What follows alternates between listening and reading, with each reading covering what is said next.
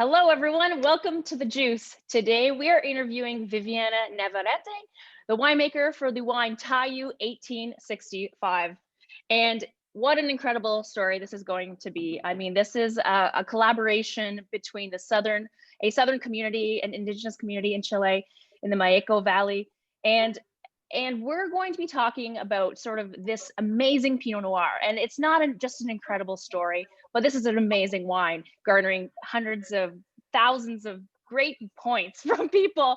And I think that we're going to be talking to Viviana. So welcome, Viviana Navarette from Chile. Thank you for being here.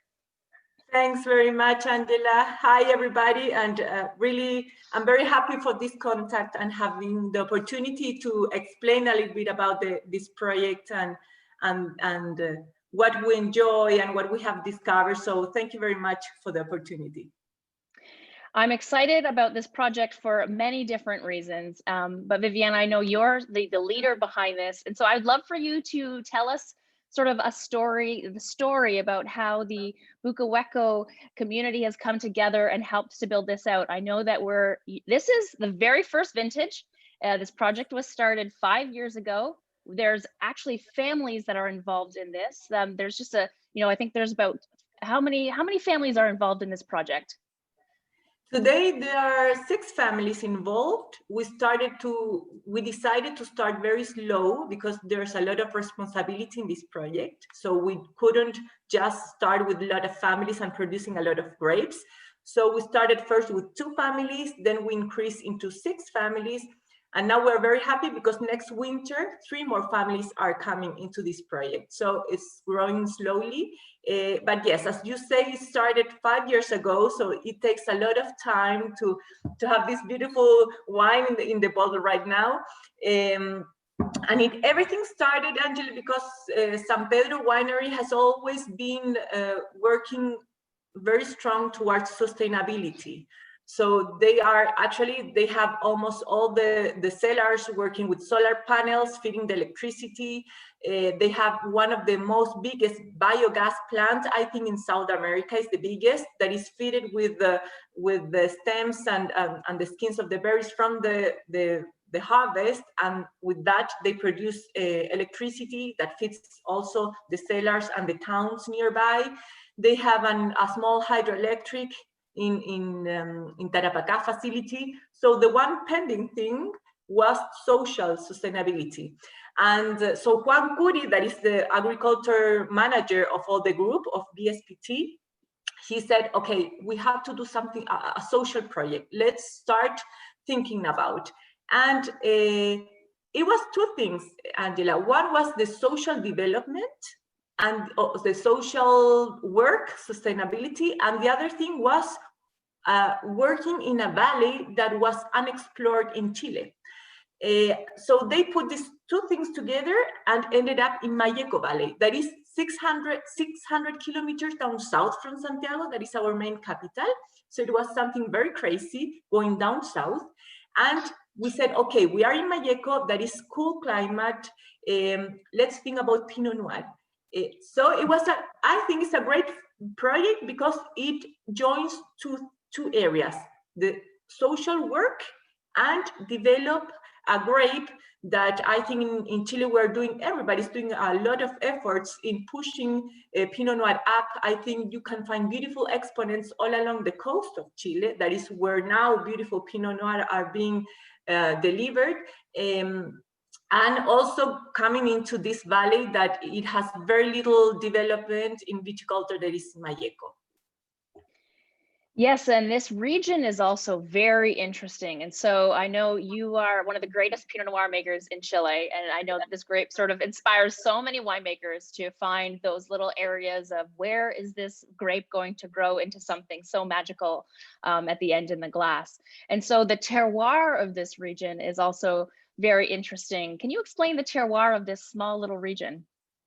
Yeah, well, it's really fascinating, as you say, Angela, because most of the Pinot Noir planted in Chile that are giving great results is in the central area, all along to the coast. So all the vineyards that are, all the valleys, for example, San Antonio Valley, Leyda Valley, Casablanca Valley, Aconcagua Costa, that are all very close to the Pacific Ocean. I'm speaking about 4 kilometers to 12 kilometers. They are bringing out beautiful Pinot Noir exponents. But this is crazy because you are going 600 kilometers down, where we are producing the most Pinot Noir. The biggest Pinot Noir production and good Pinot Noir quality is in the latitude 33 parallel.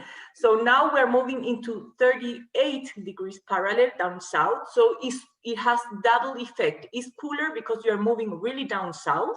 And also it's cool because it's 38 kilometers from the Pacific Ocean. So you have the maritime influence. Remember, the Pacific Ocean is really, really cold. Especially here in Chile, is freezing. You cannot take a bath in the sea, and it's also because it's south. So here you have this climate that is very cold. The spring is really rainy and cold. In fact, you receive naturally 1,200 millimeters of rainfall in the south, which is now a benefit because in the central area of Chile, it's getting every year drier and drier because what everybody have been hearing, the global warming changing. So agriculture in Chile is suffering a lot, especially in the north of Chile. A lot of vineyards and crops are being taken away because the lack of water. So being in the south, you have all this benefit of the water and the mist and the fog that makes this terroir beautiful, beautiful climate for Pinot Noir. And also we have the great benefit of the soil because Malleco Valley is an area of volcanoes. We have about 8 to 10 volcanoes around. So the mother rock is volcanic rock. And most of the wines that you can find in this area are crafted in Traillén, that is a town more in the inland of Malleco. The whole Malleco Valley has 150, 130 hectares planted, so it's nothing, it's just developing. But most of the vineyards are planted in the inland, but our project is planted in the coast. So it's Buchahueico, as you say, that is a community in Uren, that is 38 kilometers from the coast. So what I'm trying to go through is that in this place, we are planted in the east side of the coastal mountain range.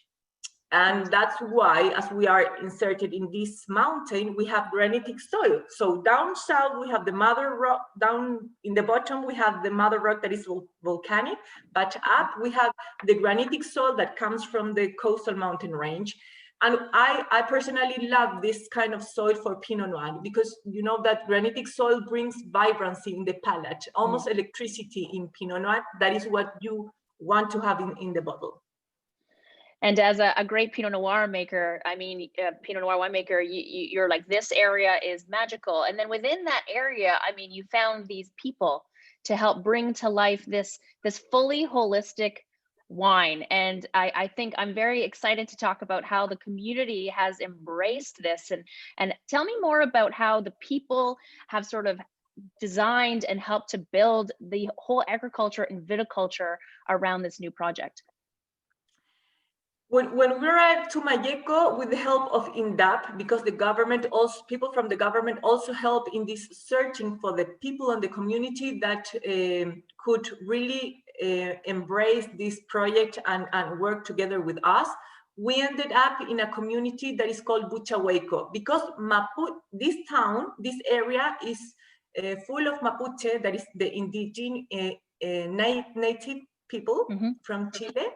But Mapuche, there are a lot of different Mapuches and different communities. So we ended up in Buchahueico, that they are beautiful people, very, very honest, very humble, strong workers. And they were, when we presented the project, they were very happy, but they were not confident at all. So I would say that was the toughest part of the project, to make them trust in us, that not only we were coming here planting grapes and then going out and forget about everything, but I would say that was the hardest, that they trust and had confidence of us. And we started with 2 families, but they immediately understood everything. And the community here, Angela, they didn't have any experience about viticulture because it was people that worked in the forests or work in agricultural crops. So they started in zero. And we have, in San Pedro Winery, we have a beautiful wine viticulture consultant, that is Pedro Izquierdo, that started with this project, and he visits the community every 15 days. Also, we have agronomy in San Pedro Winery that visit the community every 20 to 25 days. Yeah. I, myself, go there frequently. So what I'm trying to express is that we have embraced and we have supported them in everything, in all the technical knowledge. We have started like with baby steps from zero, hand by hand, and that's why you go there now and visit the vineyards, and it's just fantastic. It's fabulous. They have planted the thing. It's just correct. It's just the first vineyard that we planted. Zero plant died, and that's not easy. So they have, I think at the first the community was a little bit scared, but now they feel really comfortable, and it's really nice because you go and visit them and new families want to come into the business. And they have spread this feeling of beautiness, of feeling proud of the project that they have. And each family owns 2.5 hectares. So these small vineyards owned by the Mapuche people. And I think that that's something really special because it makes them work hard, but work perfectly. I mean, the link that they have with the vineyard is unique. I always say that it's something like what you can find in Burgundy, obviously with respect. But when you visit Burgundy, you see that the producer has a very little land, very little vineyards, and they have this link of they know exactly which vine produces good quality. And if they see that one vine dies, they know exactly with which plant they're going to replace it. And that thing, you can find it here in Buchahueico, that kind of fine tuning and connection. And I think at the end, that's the key for having beautiful vineyards and great quality fruit. I mean, I would definitely like to hear some stories. Are there some cultural traditions that, you know, when you plant the vines, or some blessing of the land, that sort of, that those people help bring this, you know, this cultural view, this sort of love for the land, that, you know, how does that happen? You know, how are the humans kind of interacting with how the vineyards are growing, or if they were planted? It's really nice, your question, Angela, because Mapuche people, they, by culture, they have a divine connection with nature. And it's not a cliche thing, it's something that they live with. So they pray, for example, if they are in a dry year and they really need water for the crops, they pray to the sky and they put a black flag and they do a ceremony and everybody sing and dance and they pray for the rain. And when, for example, they have years that they have a lot of rain, they do another ceremony and put a white flag and they dance across a sacred tree, that is the canelo tree, and they pray for the rain to stop. So they have this magical connection with nature that always pray to nature, and they say that the nature hear them. So when we started to plant the second vineyard, we went there to Malleco and we were ready with the machine to start crushing, not crushing, but to subsolate the soils and to put our vines. And then Mrs. Francisca, that is one of the oldest ladies in the community, that she actually is the teacher of Mapudungun, that is the native language there. He teaches the small children. He says, "What? Are you crazy? You cannot come here and work the land before praying. We have to do a ceremony." So, and we said, "Okay, let's go a Thursday and do the ceremony." And she said, "No way. You have to come on a Sunday or a Saturday because we need all the families and their children to be here in the ceremony." And that also was something very special because in Buchahueico, there's no school. So the little children have to go to other towns to go to school, and they stay there sleeping from Monday to Friday. And on the weekends, they come back to Buchahueico. So there's another important thing that we always say, like the work is from Monday to Friday and we don't involve the family. But here it was totally different. She wanted all the families with the kids to be in the ceremony, to pray to the land, to give a good quality wine and to have a blessing crop. So then we have to wait, and we went 2 weeks afterwards on a Saturday with all our families and kids, and wake up at 5 a.m. and we have to be in the ceremony at 6 a.m. waiting for the sun to come over, and it was so beautiful. And things like this, Angela, at the end, not only fills your heart, but the thing is, everybody in winemaking and agronomy and winemakers, we are connected to nature, and we know we work with nature. We know we are very observer about the bats, about the crops, about the cluster, etc. But the thing is that we are always in a rush. So rush in the harvest, rush in making wines, rush in bottling, rush in taking a plane, visiting the market. So when you work with people like this, that are reflective, that takes everything with calm, that are great observers and make you open your heart and your eyes and say, you are working with nature, pray to the nature, it's like, wow.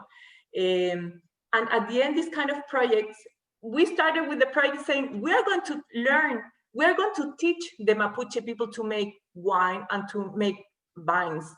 But at the end, I think the return has been greater to us. So I always say that this project has made me become a better professional, but also a better person. I think that connection that they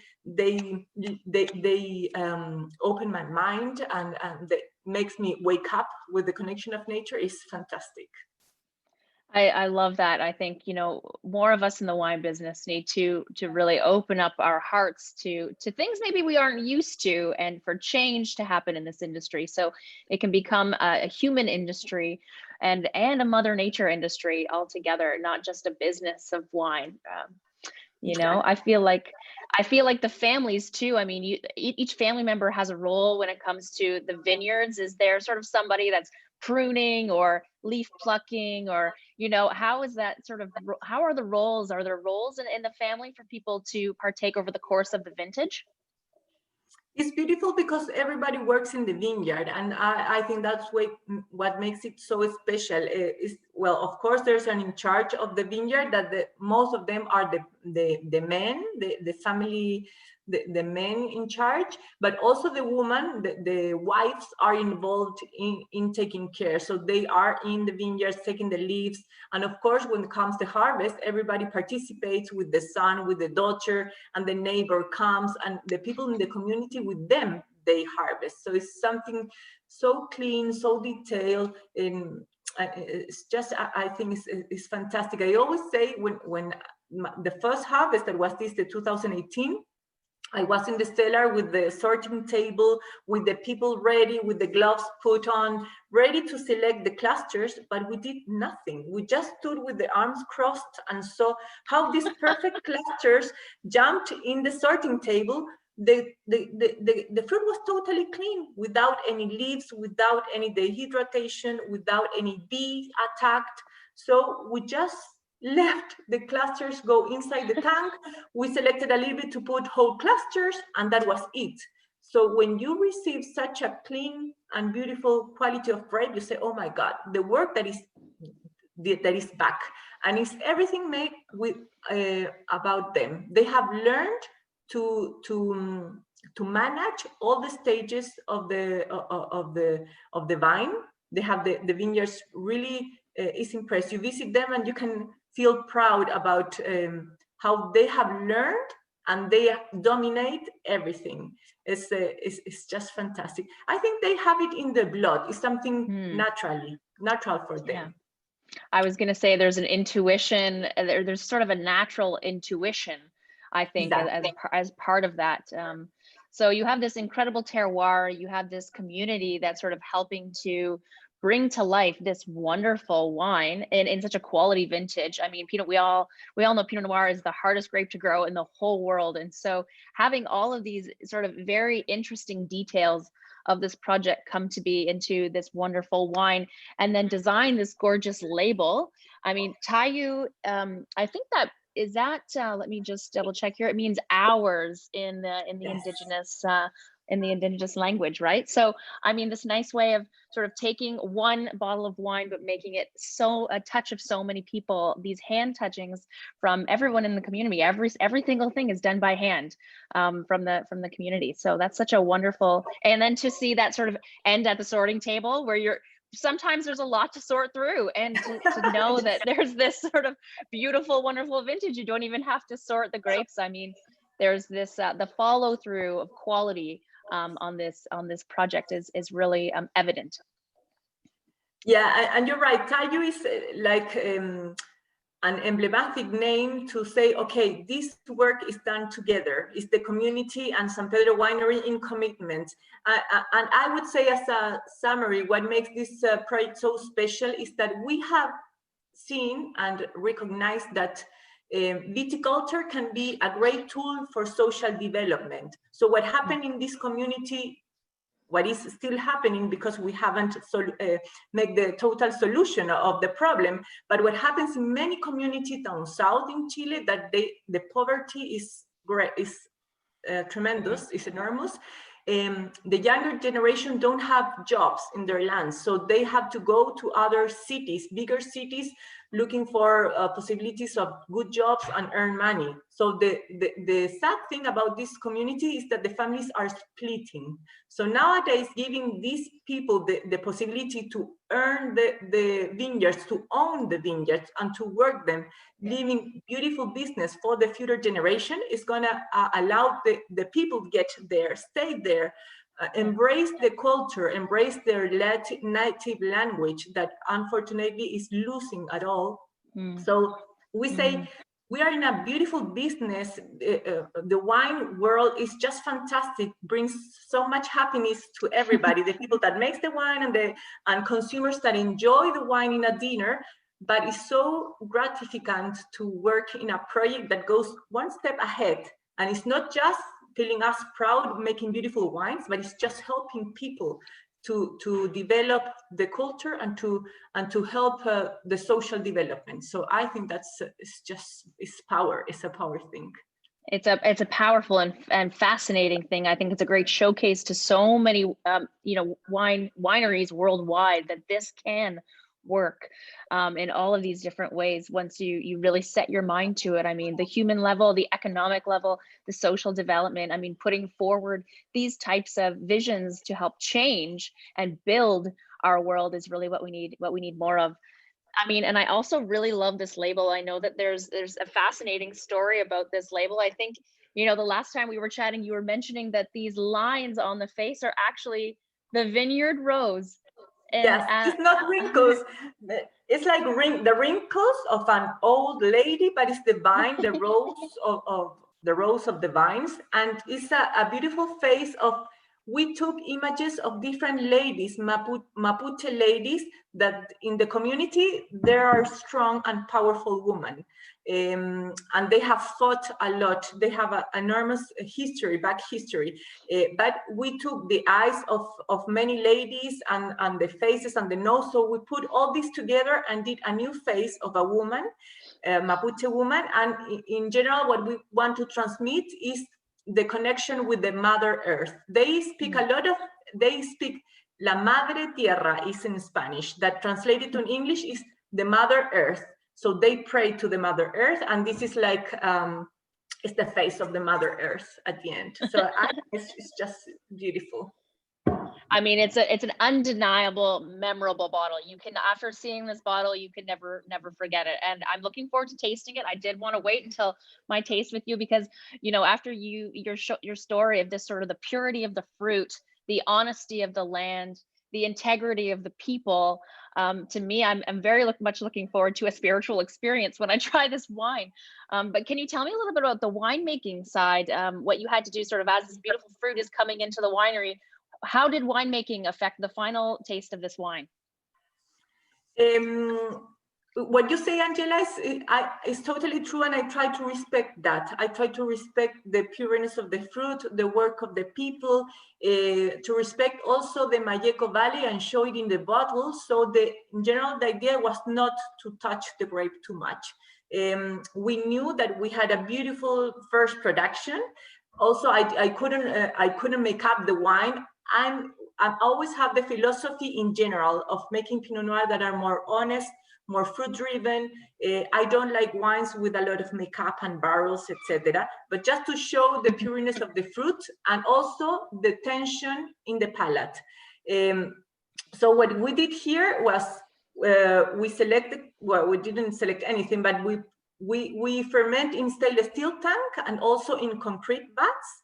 We left a little bit of 15% of whole clusters because whole clusters adds a little bit of minerality and adds structures as well, and also adds a little bit of floral hints.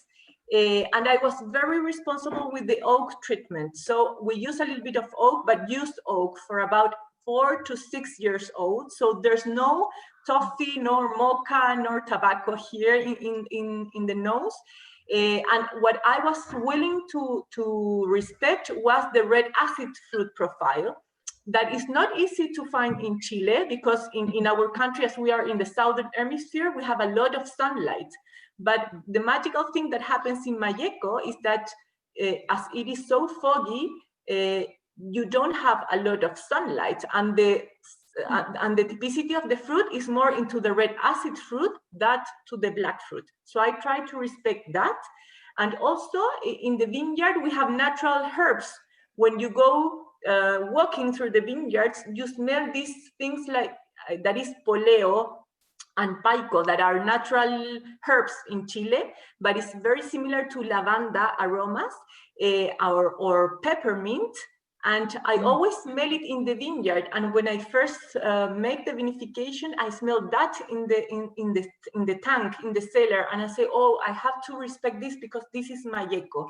And I think it's an identifier of the appellation of origin. You don't find that herbal character so strong in Casablanca, nor in San Antonio, nor in Elqui, nor in Leyda.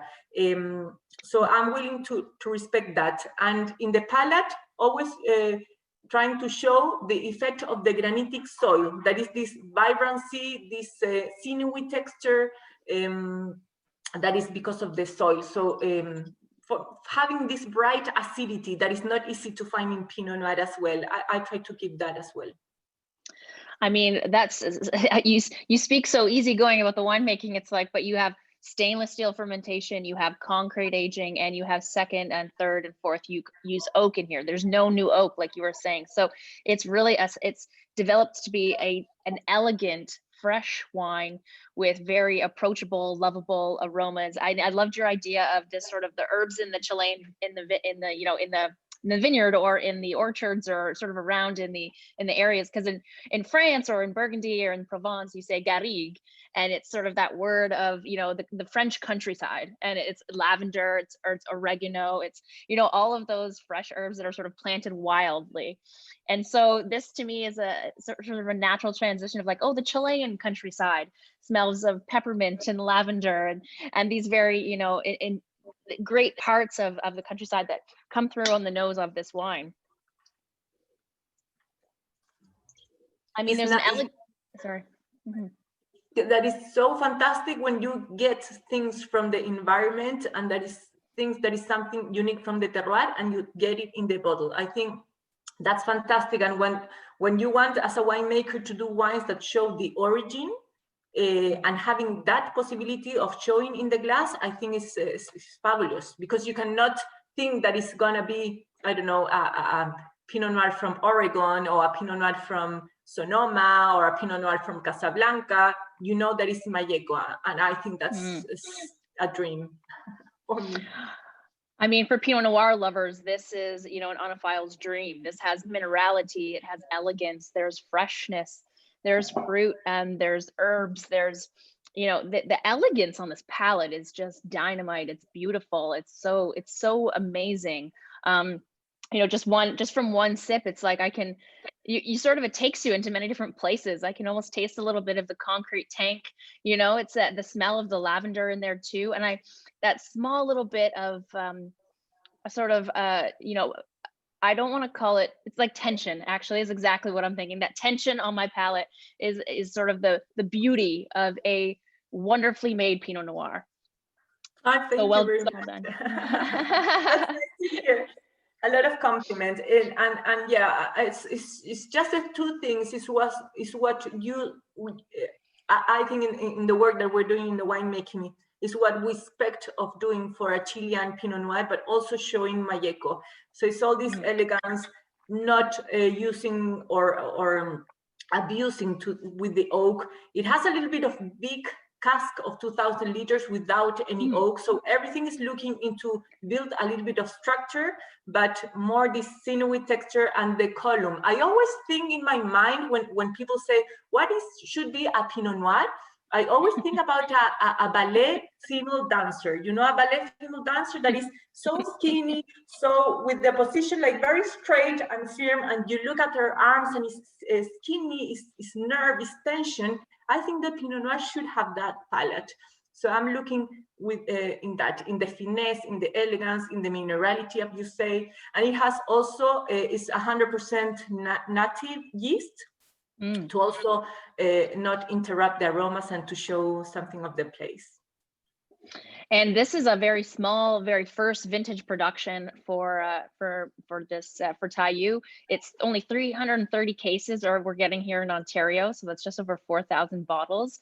And it's a reasonable price point too. I mean, it's a 1995 wine, and this is not a wine that's, you know, unaffordable. This is a wine that everyone can afford to try and understand and see and sort of bring into their life, which I really love about Chilean wines as well. They have this approachability on the price point, which is really great. And this wine, all monies are going back into this community of families, and you're supporting a family each and every time you buy a bottle. Like, that's a wonderful feeling. Exactly. And as you say, I think if this was a Burgundy bottle, it would be charged 3 times the price. And I think we make it with so much passion, and there's so many families involved.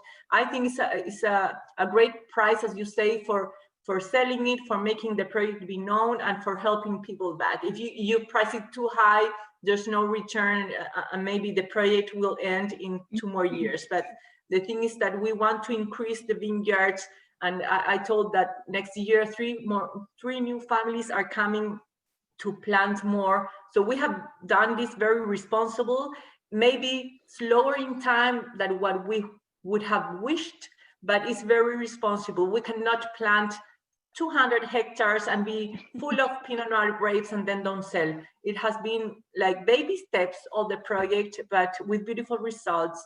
Until now, everything is Pinot Noir with different clonal selections, and we are happy with the quality that we have got till now. No, I appreciate that. I said something in the open about thousands of points, which is not what I meant to say. I meant to say sort of thousands. We only have thousands of bottles of this wine, which is a very small production.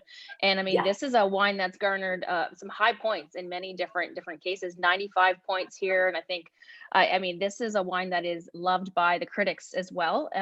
So, I mean, if you're critical about wine, the critics are really enjoying this wine. And I mean, I personally am a huge fan of this wine on my first taste and hearing the story. I feel like, you know, when there's depth to a story like this, I don't know, somehow the wine just, it tastes better. And to me, it kind of, I feel better about drinking a wine when I know the story from grape to glass, or from vineyard to bottle. There's this incredible alignment with human nature, and I feel like you know, this is something that is, like I said earlier, it's a proven fact now that people in the wine business, we can do things like this, and you can help people, and you can build communities, and you can help enable economic, social, and change through you know, the use of bringing inclusive groups together to build wonderful brands and then create beautiful wines. Exactly. And you know, there is a commercial scheme, or is a commercial style that we can reply in our country or in others, even with other crops. So we can't, because it's how this was financial. It was by Viña San Pedro and by the government as well. So it's both commitment, public and private support to the community. And you can reply this with I don't know, strawberries or almond trees or other crops. It's just to have the energy and the enthusiasm and the connection with the native community to push them up and support the development. So, well, Viviana Navarette, for the winemaker for Tayu 1865, and this incredible collaboration with the southern Chilean region of Malleco and the indigenous Chilean families in the community of Buchahueico. I mean, this is a wonderful story, and thank you so much for sharing it with us and the wines, and for bringing them to us, and for helping to really take a leadership position in changing the world of wine. I congratulate you and the team behind you, and I'm looking forward one day to coming and visiting and seeing into the eyes of people who can help build this wine. So I know this gets released. Go ahead. Yeah, it will be fantastic to receive you here, Angela. Imagine if we can go down to Buchahueico, it will be just an honor to show you the project. And thanks very much for this contact. Really appreciate for having the opportunity to share with you and with everybody the work that we're doing down south in Chile. So thank you very much, really appreciate it. Thank you to everyone for tuning in. This wine will be available on January 23rd, 2021 in the LCBO. Once again, there are only 330 cases, a very small amount available, only I think close to 4,000 bottles. Take a look at the label one more time. Make sure you pick one up in the LCBO and give it a shot. I mean, this is a beautiful, wonderful wine made by, I mean, the top Pinot Noir maker in Chile. I mean, this is such a fantastic story. So thank you very much, Viviana. Have a wonderful day, and cheers to you and the team. Cheers, Angela. Thanks for everything. Take care.